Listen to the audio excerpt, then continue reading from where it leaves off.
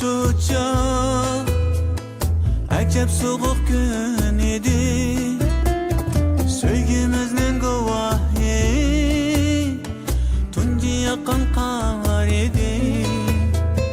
Biz tunish qanashuvchi ajab sovuq kun edi. Sevgimizning guvohi tunji yaqin qar edi. Bahar ötüp geldi yaz, kuşlar cüp cüp sayır edi. Misal tapkan söygüdün, miskin könglim yayır edi. Bahar ötüp geldi yaz, kuşlar cüp cüp sayır edi. Misal tapkan söygüdün, miskin könglim yayır edi.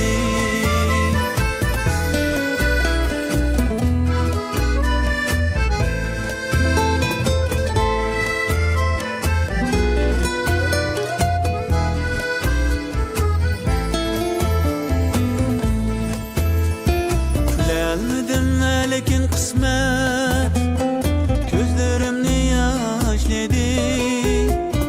Küs gelmeyle söygü gülümni hazan kalıp taşladı. Gelmedim lekin kısmet gözlerimni yaşladı. Küs gelmeyle söygü gülümni hazan kalıp taşladı.